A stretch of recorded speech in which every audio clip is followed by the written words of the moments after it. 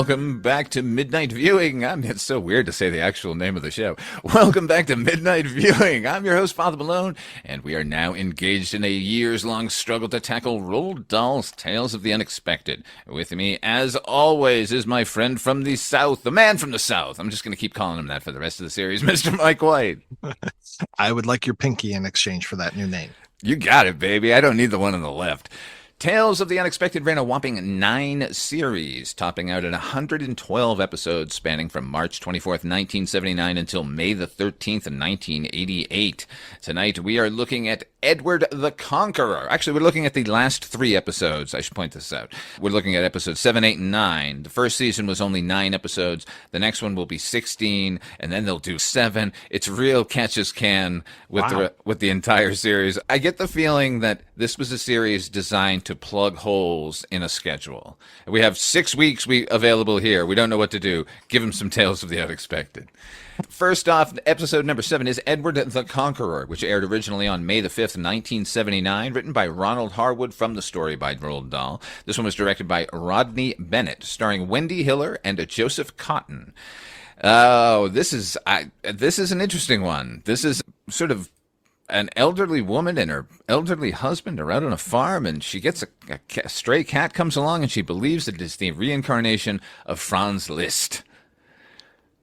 Not your normal anthology fare.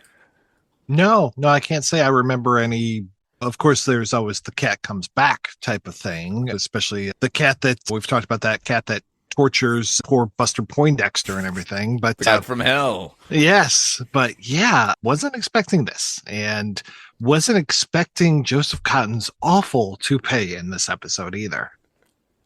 I love Joseph Cotton, man. Every time so I good. see him slumming it, all I can think is you were in Citizen Kane. But he's committed. He retains that level of Citizen Kane commitment no matter what performance he's giving, including this one. But yes, the rug is quite awful. Yeah. And then I guess his whole character motivation is there's some weeds and shrubs and things I want to burn. And that's what he does all the time. Every time we cut to him, he's outside burning stuff. And here's the thing. It seems like it's springtime, first of all, and he's doing a spring clean. But he mentions he's going to clear the yard, and it's going to take a few days.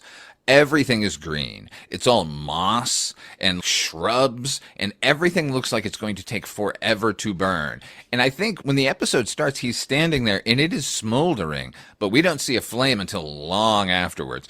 And yeah, and that is his only motivation. This is a man who lives to burn a pile of stuff in his yard, and don't try to deter him with your nonsense. Yeah, he's not putting up with anything from this old lady, and this old lady's pretty unhinged, I have to say. I talk to my animals. I know you talk to Ripley. I talk to Stella, of course, but yeah, she gets real invested real quick with this stray cat who just shows up one day and sneaks into their house and won't leave. Now, I'm going to put a link to the episode in the show notes so you can watch it, but here's what happens. She goes out to talk to her husband. A stray cat follows her inside, as stray cats are wont to do. The husband is against it. He hates cats, doesn't want it in the house. It shows up unexpectedly in her upstairs piano room where she practices piano every day. And when she plays Franz Liszt, it's very nice. And when she plays any other composer, it gets rather angry to the point where it smashes all of the ceramic busts of every composer except Franz Liszt. And at that point, the wife says, "You are the reincarnation of Franz Liszt." Yeah, and unfortunately, I know Hungarian Rhapsody #2. I don't know a lot of other Liszt stuff, so I'm like, is she playing Liszt right now? I'm glad she announces most of the time, how about some Beethoven? Yes. Here's what I have to say about Franz Liszt. Ken Russell made a movie about him. That's all you need to know about his his output. Were there any giant penises in that movie? If you could imagine such a thing in a Ken Russell movie. I know, right? Yeah, that's right. Listomania, he was the rock star of his day. I mostly, more than anything, I just remember, is it Ringo Starr shows up as the Pope in that? Oh, yes, absolutely. I haven't Yeah. seen it in many years, but Jesus Christ, it's the most unhinged. But no, I mean, look, The Devils is the most unhinged of Oh the yeah. Ken Russell Yeah. movies. It's one of the greatest movies of all time. But Listomania is fun. That's when they gave him too much money and too much control. It just said, go do what you do. I do encourage everyone to see it, though. I don't think having the knowledge of that movie or of the works of Liszt in general would make me immediately think that this new cat was the reincarnation of Franz Liszt. I think at first I might think, wow, this cat really likes Franz Liszt. And that's Right. something. Oh yeah. I would not just make that logic leap to this is Franz Liszt back in my house in cat form. Leave it to the English eccentrics.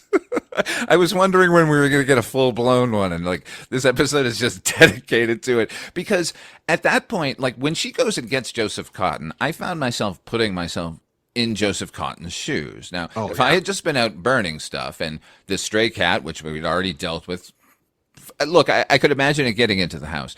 But if my wife were to suddenly say, this is the reincarnation of Franz Liszt, and believe it utterly. And of course, you love them, so you have to believe them too. But what's going on? Yeah. Yeah. I would probably start calling up some medical folks. He should be doing that research, but she's doing her research. And I do like the scene where she goes in and is talking to the scholar guy who just seems to like to reshelve books. And especially that he is so long-winded that she eventually just fades and does an Irish goodbye to him. What a great scene, just filled with character detail. At the beginning, Dahl talks once again about how long it takes him to write a story, and little moments like that, you really feel it. Oh And yeah. and the fact that he's speaking with such confidence about this person was reincarnated as this person, it's always famous people Oh, as famous people. Beethoven was definitely Louis Armstrong, although there's some debate about that. Like, I thought at one point he was going to burst into laughter, like, I'm joking, but he did not. And you're right. She was just like, I can't take this onslaught of information. yeah. So I'm just going to, I'll see you later, guy. Doesn't even say goodbye to him and just, yeah, dips. And yeah, that was probably my favorite part of this episode because after that, it really goes downhill. And I'm just, yeah, I'm right there in the Joseph Cotton part as well. And I'm like, I would really be worried about my wife if she was coming to me holding this stray cat, being like, it's Franz Liszt. I'm like, what is going on, honey? Yeah, the idea that the cat would respond only to Franz Liszt should be the only thing she should have shared with her husband. Mhm. Okay, so let's just jump to the end because is the twist ending or is it a twist ending? I don't know. Did he kill that cat? Did Joseph Cotton force that cat into a bonfire? Or was it, as he said, the goddamn brambles as he was out there trying to do the work? Right, right. Well, he's got that gleeful look on his face when it looks like he's killing the cat.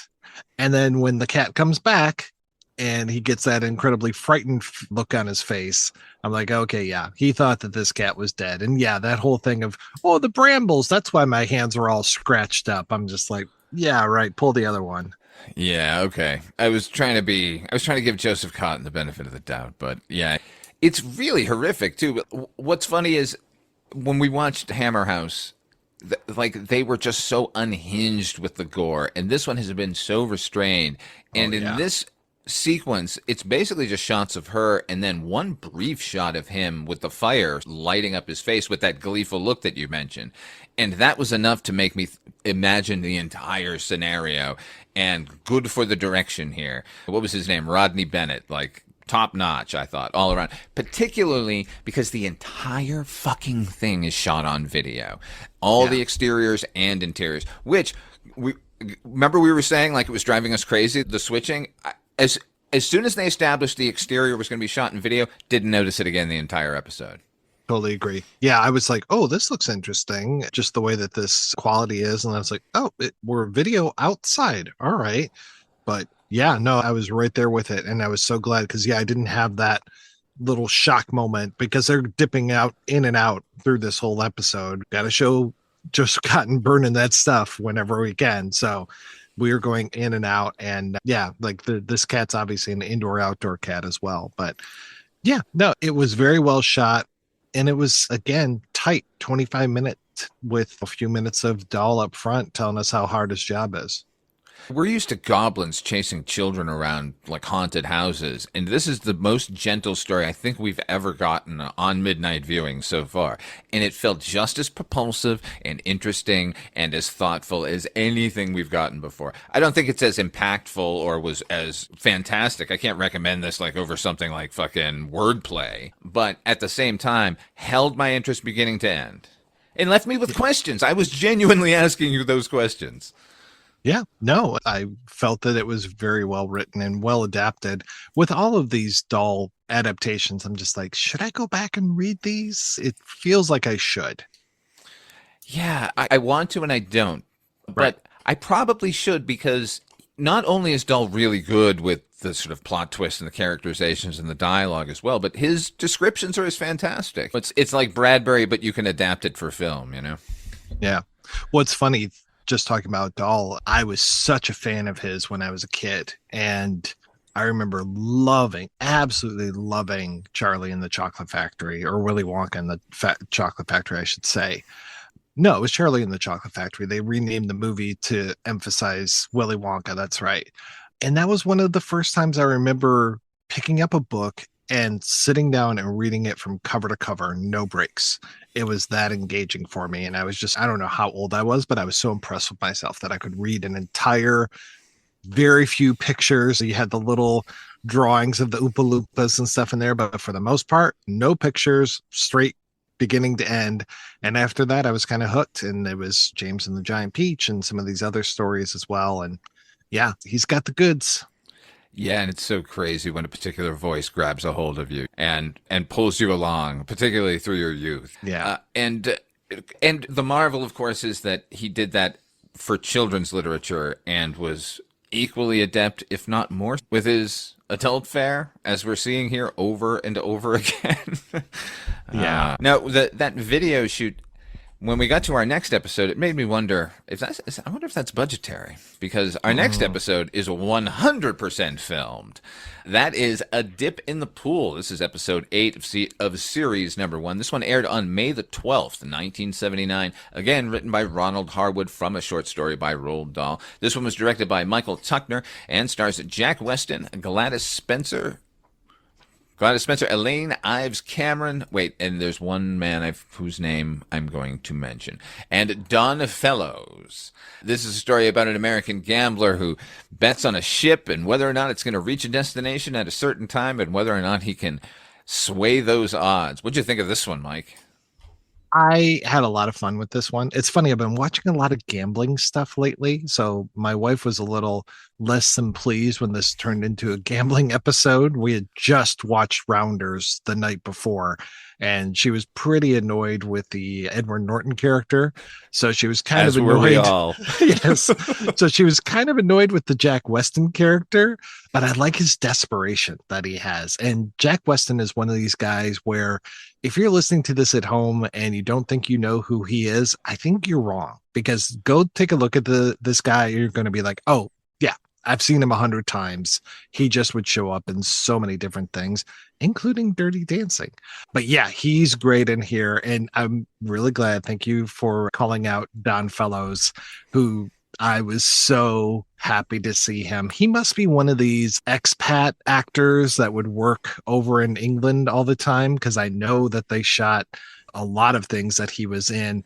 Of course, he's one of the generals. He's that Zod is intimidating in Superman 2, but for me, he will always be Colonel Musgrove of Raiders of the Lost Ark. And I was just, as soon as he started talking, I was just like, you mean the actual 10 Commandments?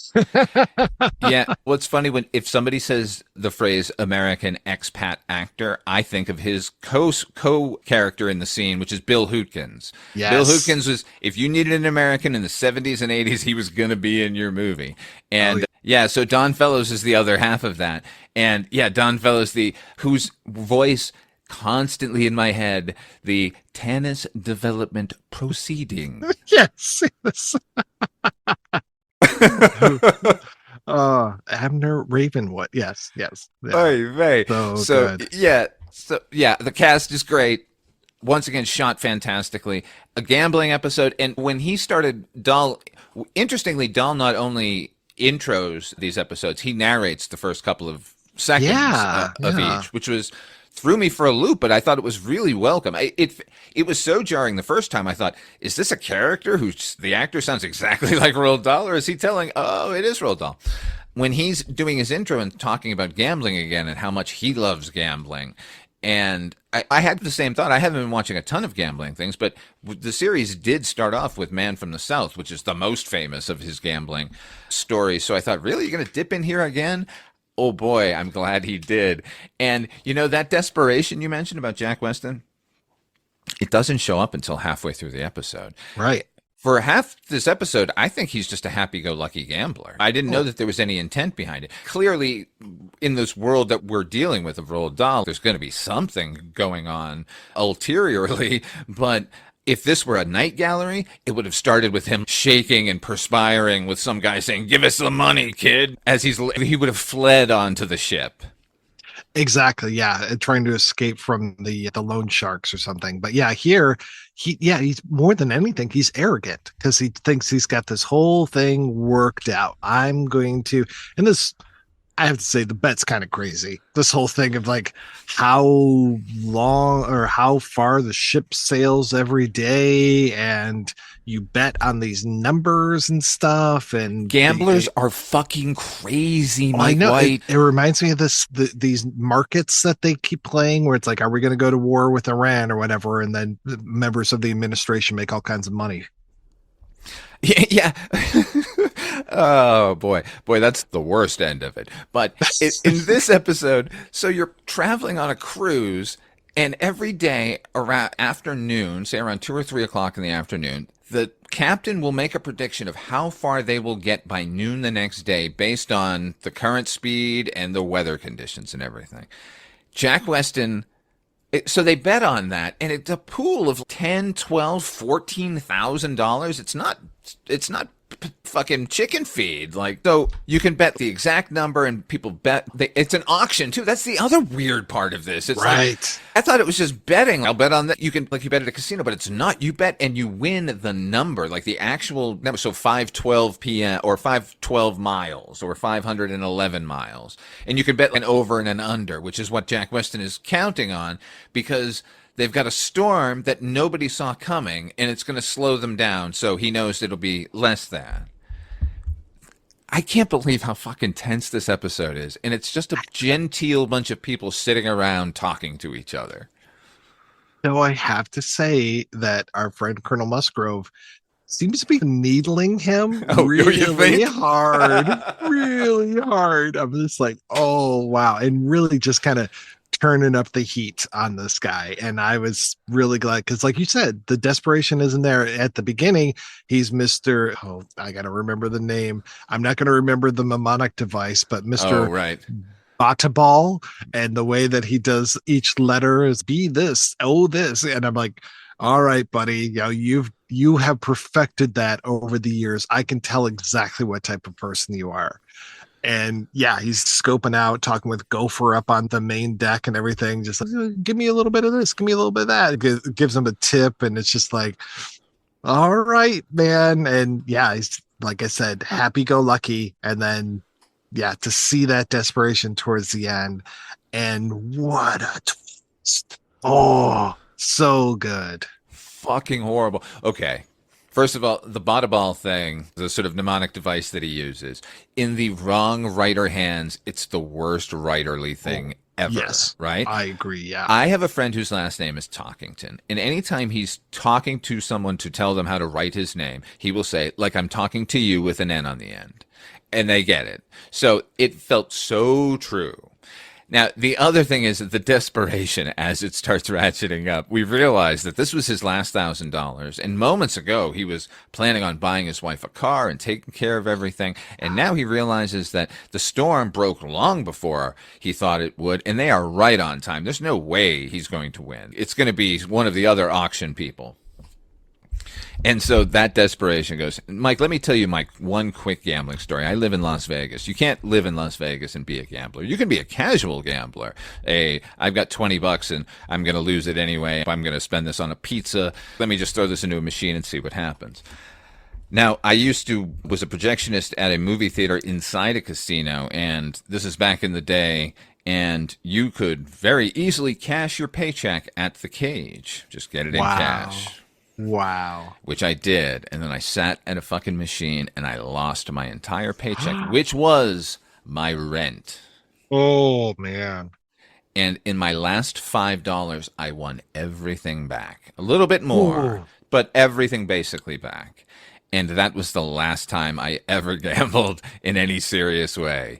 And so watching him starting to sweat, realizing there's really nothing he can do about this.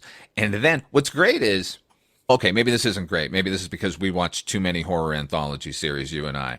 But when Don Fellows comes up to needle him at the deck for the first time, and he's like, hey, I'm sorry, pal, better luck next time. Like, my thought was, push him over right now. Right. And yell, man, overboard. Absolutely. Yep. Unfortunately, what we're dealing with isn't our typical anthology gambler who is a scumbag at heart. This is actually just a decent guy. Yes. And so Don Fellows has to give him the idea. He's like, I thought you were going to be jumping. Like, basically, you ought to jump, Al.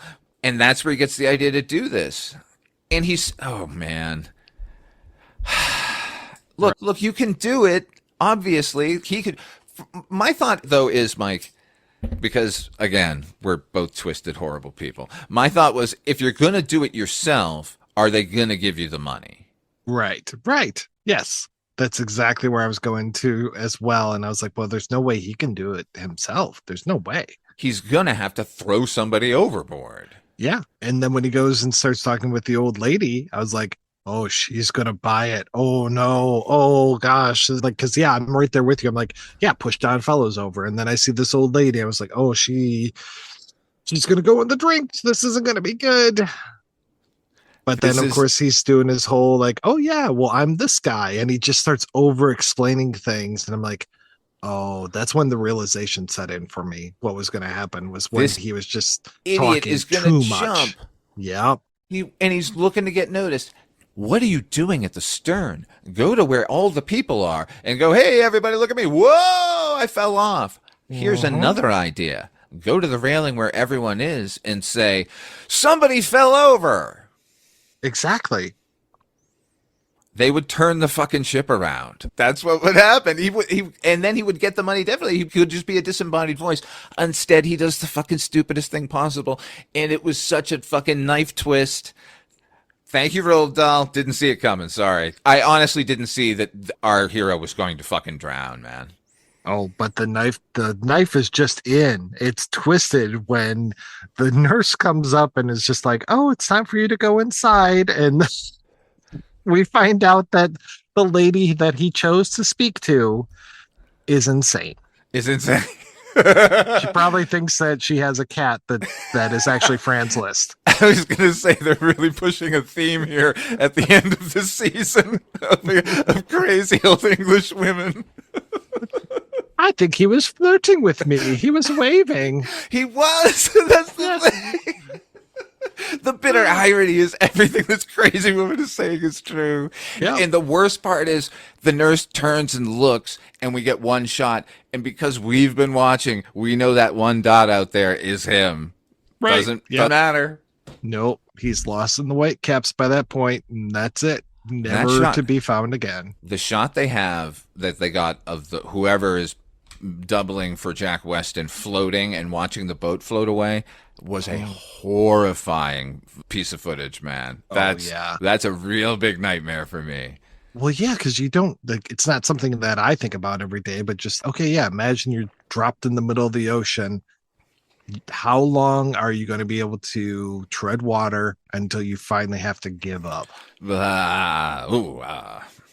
Lord. All he wanted to do was buy his wife a car. Jesus Christ. Mm-hmm. Yeah. Yeah, it's one of those don't bet with money that you can't pay. Yeah, man. Oh, man. Yeah, he had to bet the whole thing. Okay, anyway, let's move on. Our ninth episode of the season, our final episode of the season, is entitled The Way Up to Heaven. This aired first on May the 19th, 1979. Once again, written by Ronald Harwood. And you know what? Write the whole fucking rest of the series as far as I'm concerned, because he's doing good work. And it was based on the story by Roald Dahl. Directed by Simon Langton. This one stars Julie Harris, Angus McKay, Julia Watson, and Roland Culver as Eugene Foster. This is about a woman who always needs to be on time and a husband who does not want that to happen. This was a grinding, frustrating episode. This really killed me. Yeah. Andrea, my wife, had no patience for this one, and I have to say, I was. Did she get up and pretty much- leave? Oh, what that would be so wonderful to be able to do. Oh, I know. I wanted to. I wanted to turn this one off because it was just driving me nuts. Because I like to be on time as well, and to see this motherfucker who's just dragging his feet was driving me crazy.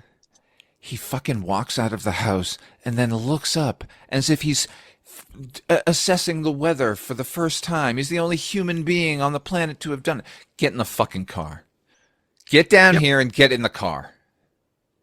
Yeah, this episode drove me crazy. And it was nice seeing Julie Harris in here because we had just seen her a few episodes ago where she kind of got screwed over with that fur coat and everything. So to have her back and have this eventually turn into a good thing, but man, oh man, does it take its time to get there. It does. This is the more traditional Julie Harris kind of role. The mousy put upon woman who's just aching to break against it. And I wish they had, it's a good episode. Like you said, we do get there, but I too am we need to be on time for certain situations. I cannot be late for a movie. I cannot be late for a plane. In fact, I will be hours and hours early for a plane. My late wife, Jessica, was exactly the opposite. She had this attitude of, they'll wait. No, they won't. No one will wait. And then we'll be screwed. Exactly. Yeah, no, we're always multiple hours early to the plane. And yeah, it drives me nuts if I'm ever late for anything. So I'm always like, hey, I'm going to be home at this time. Always being very exact and stuff. So yeah, this drove me nuts, man. And yeah, this guy, I have to hand it to him. The actor does a great job at dawdling. If dawdling has ever been done better, I'm not sure I know where. He really can do a dawdle in a great way. He does it so well that I don't know if it's deliberate or not. Right. I did have the thought that the second time she's waiting for him to come to the car, well, you did marry this fucker. Yeah. You know, that behavior is not new. If it was, then we would be dealing with an episode where he's trying to drive her insane, which was what I was thinking for most of the first act. But I don't think that's the case at all. He's just an asshole.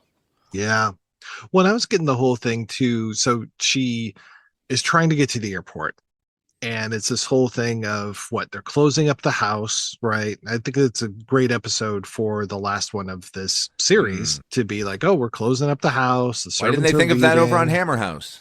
Yeah. No, that would have been a really nice way to wrap up that whole series. Yeah, doing all this. Okay, so I'm going to the airport. And the husband's talking about going to the club and he's going to spend time there. Great. Do whatever you need to do, buddy. But she's taking this trip. And of course, I'm thinking, oh, she's going to visit her aunt, quote unquote, who is actually her lover and gives her this fur coat. But no, the twist here is that the flight is delayed.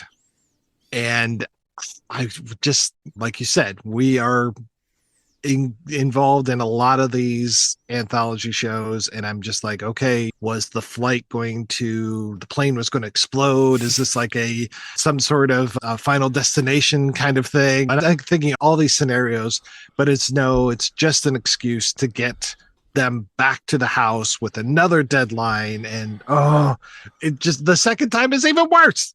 The second time is worse because her flight is at 11. She wants to be there by 10. And he assures her when she walks in the door, I have a car ready for you okay, that's perfect. It's going to take an hour to get to the airport. That'll give her an hour. This very nervous human being will have a good day. And then the next day, it's you have to drop me at the bank first. Oh, When he started fumbling around for this gift I meant to give you, oh God. Yeah. speak Is up. First of all, speak up, Alice Foster. Give it to me next time. Let's go. Hit it. yeah. She doesn't have the chauffeur. And that's the thing. The one thing I like about this episode is the chauffeur. And when they're pulling into the airport for that delayed flight, her not knowing it's delayed because she doesn't have the app that tells you that the flight's delayed. And the husband starts doing all this shit like, oh, it's going to be fogged in. Oh, this is this. And he's like the worst naysayer I've run across in forever. Where she's, what is your problem? You have to tear everything down. Meanwhile, the chauffeur is like, nope, we're already here. Nope, everything's good. Nope, I'll go in. I'll check for you, missus. Just what a great guy. He's not there the second day. It's his fucking cab driver. Yeah, and the thing is, the husband piling on with the "we're never going to make it. Why are we even trying?" Like, it makes me want to just shove him out the fucking door, right? But then when she gets up to leave, he's like, tell so and so that I'm thinking of them, and it all seems genuinely affectionate there. And then, as frustrating as the gift is, that also feels. Right. Affectionate. He doesn't seem to be fucking with her at all. This is just a situation where this old man in 1980, 1979, this is his way of doing things. So, I don't know, man. Nevertheless, I would have murdered him. Yeah, absolutely. I'm going back in the house. The fuck you are. Oh, yeah. Nope, I don't need that gift. Come on, let's go. Let's go. Yeah. Yeah. Now, And then it's this. I didn't get it at first. I didn't either. When she goes up to the door and she's like, okay, screw it. I'll go get this guy. Goes up to the door and opens up the little, what do you call it, letter slot and hears him calling.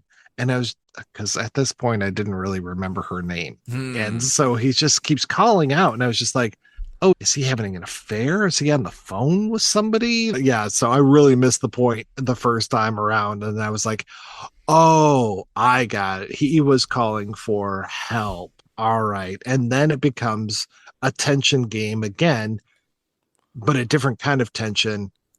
Is he going to show up at the end of this episode when she comes back and has had her lovely flight? Has done all these things.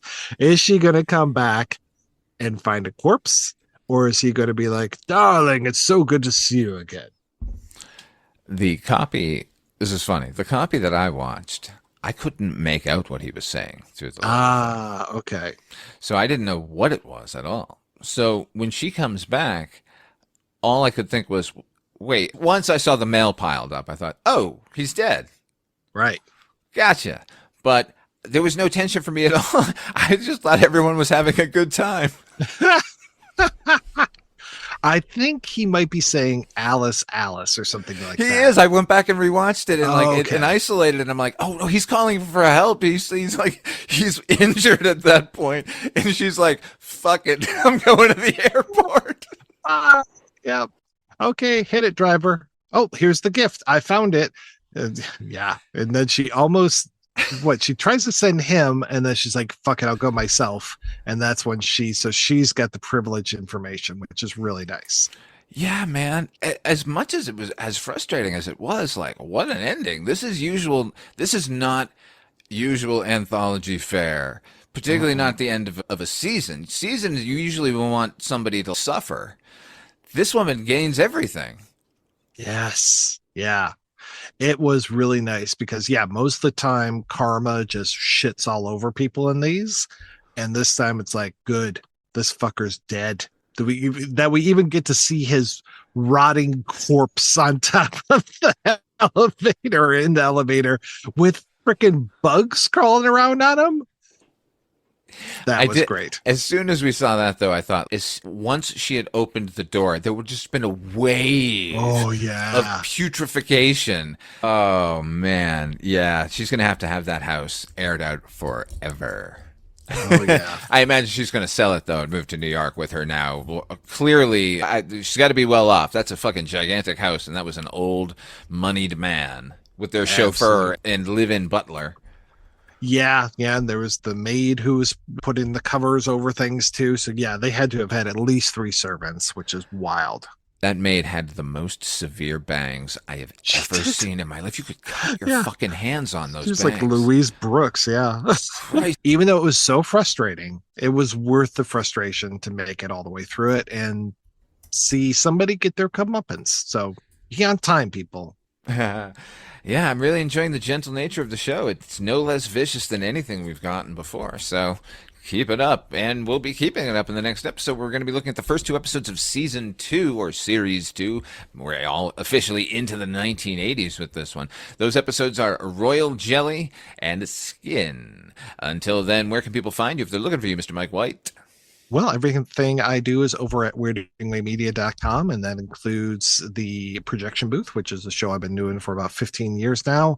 Every week we look at a different movie, kind of give some context, talk to some of the people behind it if possible, and yeah, just have a good time. Actually, there's one thing that you can't get over there, which is over on my Patreon, which is patreon.com/projection booth, where we just are wrapping up the Rankin on Bond series, which Father Malone was on a few times and had a good time with on that. Yeah, it was a lot of fun. But I think the next episode is the last episode, and that'll come out pretty darn soon. So just kind of saying sayonara to Mr. Bond over at patreon.com/projection booth. How about you, Father Malone? As the only living defender of Roger Moore's tenure as James Bond, I would advise everyone to go over and listen to that. You're listening to Midnight Viewing. You know it's on the air. It's on twice a week. Mondays, it's either Mike and I talking about an anthology horror television series, or it's me and HP talking about one of our fests. We are currently involved in Von Doom Fest.